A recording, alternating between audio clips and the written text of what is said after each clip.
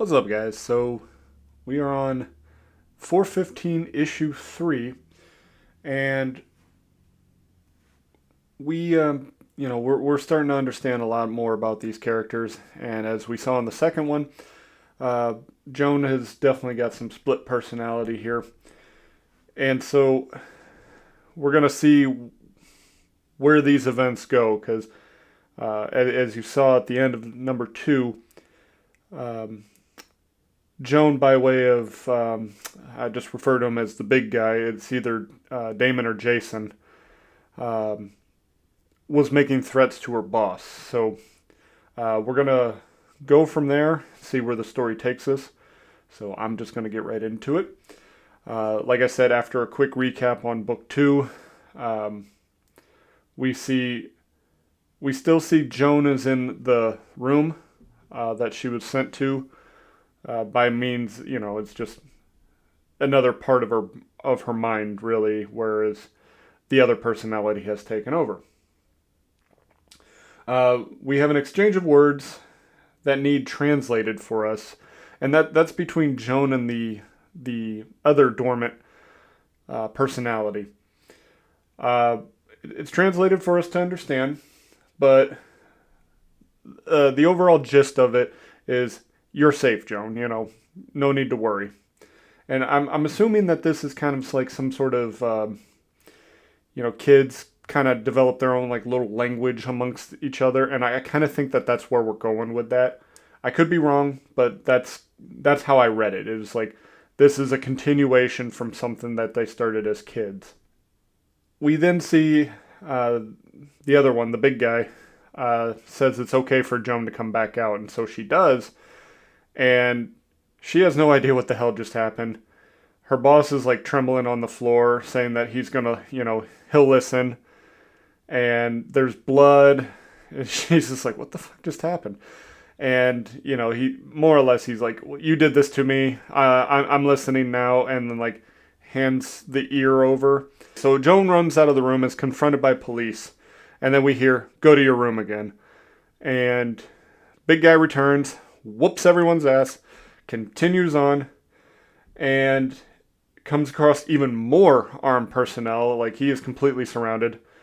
And he's ready to, just hulk out, take everybody on, and he gets zapped in the neck, and he's knocked out. We then cut to Joan being wheeled into a doctor's office, and the doctor wants Joan to be put in isolation. Now, the voice of the doctor immediately, subconsciously drives the big guy like insane. Like he doesn't like that voice at all. So that to me says she's met that person before. Joan may just not understand that she has, but uh, Jason and or Damon certainly know this.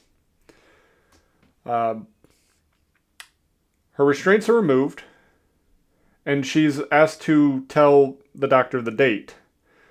She said July. It was actually in February, so uh, she's not all together with it.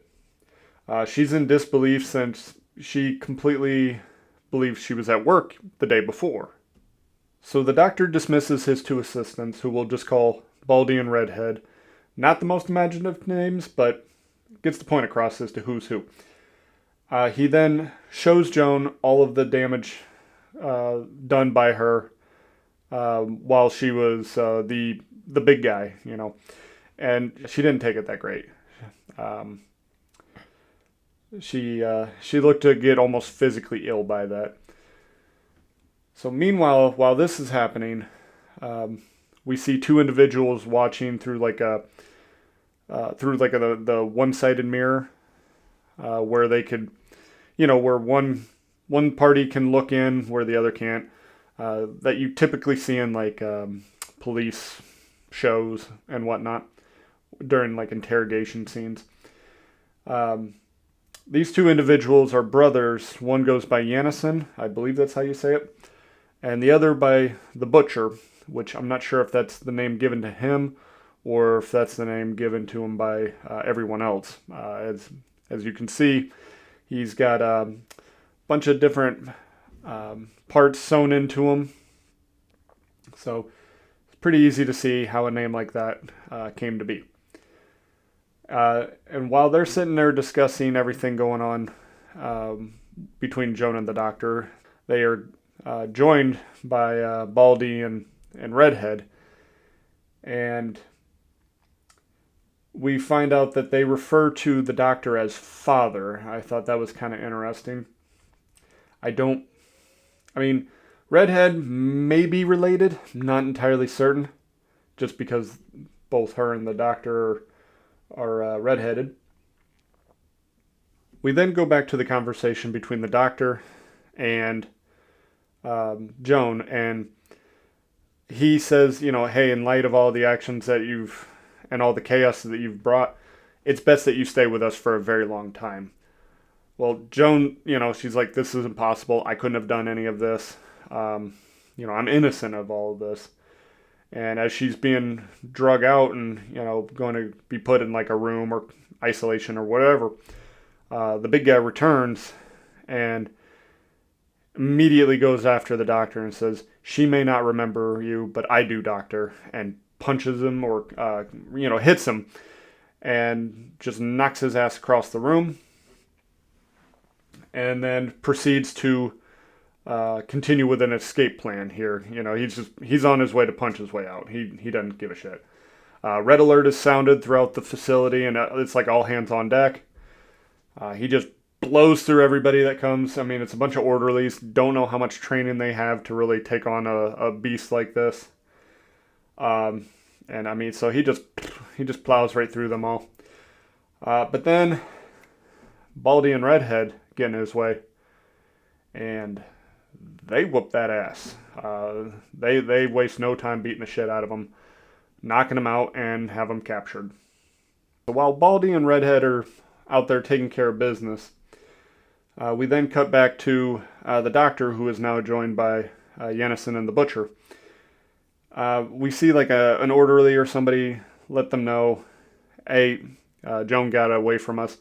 Butcher doesn't take kindly to that, and we see some of the effects giving him bad news can have. And shortly thereafter, Doctor gets a call saying Joan's been captured.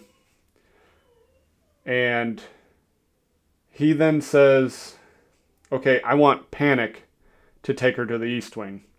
So we now know Baldy his name is Panic. We don't know Redhead's name yet.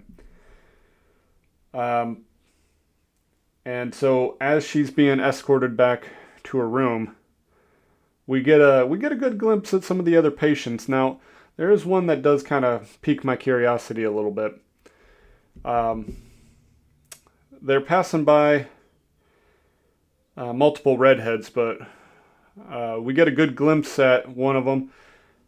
It looks an awful lot like Redhead from as one of the doctor's assistants. So I don't know if that's done on purpose. I'm assuming that it is for how similar they look. And they actually kind of make note of this person. So I want to see more on that in book 4 there. I'm hoping at least. But then we also finally get the meaning behind what 415 is, and I kind of thought it might have been this, but yeah, it's Joan's new identity. That's what they refer to her as. Basically, right at the end, he said, welcome to the East Wing, 415. And we did see numbers on the outside of everybody else's as well. So that's the end of book 3. That's where we cap it off here. So pretty interesting stuff. I'm liking where this is going so far. More interesting characters. I like that we're starting to bring more people in. The Butcher definitely seems like somebody you don't want to mess with.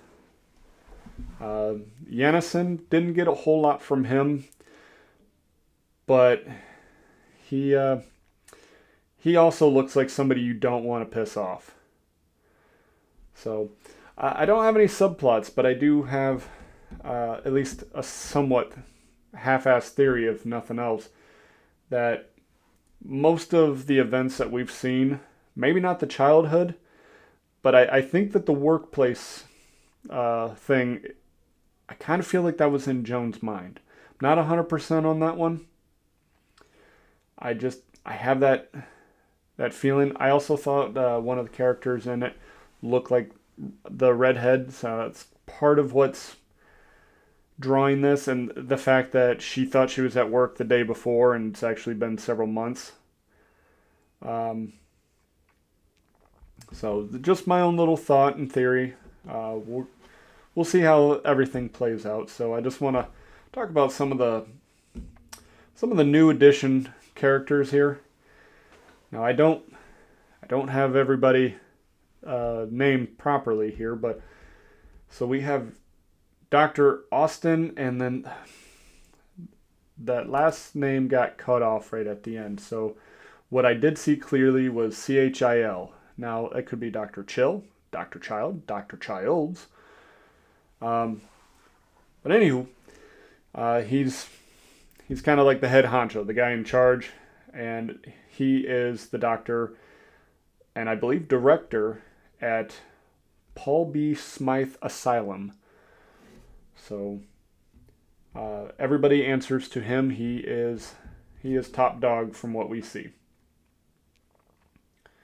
And the big guy, he is no fan of this doctor. So I'm curious as to why.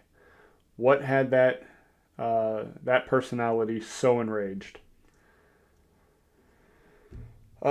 Next we have the Butcher. Again, not sure if that's really the name he goes by, or if that's just the one that everybody gave him. This man looks to just take pleasure in cutting people up, and seems to have some obsession with like sewing parts of like the skin of people into his own flesh. And I'm curious as to why. Like, is that just some weird thing that he likes to do? Or is it like medical? I'm curious. Because he also doesn't seem to care too much about keeping the same skin tone either. So I'm really kind of interested to see why he is the way he is. Yannison. Again, brother of the Butcher. They definitely look similar. I'm not sure if they're twins necessarily, but they definitely look like they're brothers. Uh, Also seems to be about the only person that can keep a control over the Butcher outside of the Doctor himself. Um, so I'm curious because I think if the Butcher can respect him, this dude is probably really ruthless and cutthroat, so to speak. So I do know that it is part of the collection that I bought. He's got his own spin-off book, so I'm curious to see where that goes. I haven't had a chance to take a peek at it yet, so I'll be sure to do that here after I get through book 4. And then we did get the guy I was referring to as Baldy. His name is Panic, and along with him and Red, I'll just go with the both of them at the same time here. They're the duo that was able to bring the big guy down with relative ease. I mean, you had tens of, dozens of people trying to take down the big guy, and he just blew right through all of them, but couldn't take on these two. So, Panic in particular seems to be the most trusted assistant that the Doctor has. He's usually right next to him, and when it came to making sure Joan got to her room, he was the one tapped for the job. So it'll be interesting to see where these new characters go in the next book or two, or however long.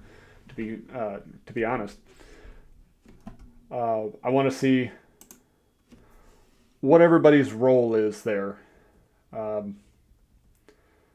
Because I also don't know, with a name like The Butcher, I don't think he's the one that's going to be doing a lot of wheeling around the patients. I think he's got more sinister work. So it'll be interesting to see what happens there. Talk about some of the things that I like and some things that I feel could use a little bit of work. Um, so, like I said, I enjoyed the expansion of the world here. Um, Getting all those new characters, and getting some glimpse at some of the other patients, and I feel that was done deliberately to like show us those patients there at the end. So curious to see what further things we have in store here. And like I was saying earlier, I wanted to know why one of those patients looks like one of the assistants. Very curious as to that. Because again, I felt that they were shown deliberately, so I need to know if they're like, siblings, or if maybe it is just coincidental. I don't know. So curious. It has definitely piqued my curiosity there. I liked how during the initial capture of the big guy, slash Joan, they seem to be singing songs to uh, keep them subdued, and I definitely like the choice in songs here. Um, Got some Queen in there, had some Simon and Garfunkel, so good song choices. Even though I'm reading, but I mean, you read something and you read song lyrics, and that song plays in your head. So I definitely like the choice of song. Good job. And I was also enjoying that the personalities are certainly aware of things going on, even while they're dormant. Um, you know, the doctor started talking to Joan, and it was driving the big guy just absolutely insane. He did not like the voice of him, so we definitely know that these other personalities are certainly paying attention, and I'm sure that's why they keep coming out when it's time, because they are completely aware of what's going on with Joan. So, some of the things that I noticed while reading it, I just, the first 3 pages were basically what we've already seen from book 2. I don't feel that they're needed. I think if we're just trying to get a quick idea as to what happened in book 2, just maybe give us a panel or something. We didn't need 3 pages. And then I did notice that when Joan was initially talking to the doctor, she kept going from long sleeve to short sleeve. So some continuity issues there. But really, that's about it. So some nitpicky stuff. Nothing major. Like, none of this really affects the story in any way, shape, or form. So, like I said, just kind of nitpicky. Other than that, everything looks good. I'm looking forward to continuing with book 4, and then finally getting into the Yannison spinoff and seeing more about him. So, what else can I say? Thumbs up. We definitely are getting some not so friendly, not so kid friendly territory here. So I don't recommend it for children. But especially anybody who is into like split personality stories, absolutely, I would recommend.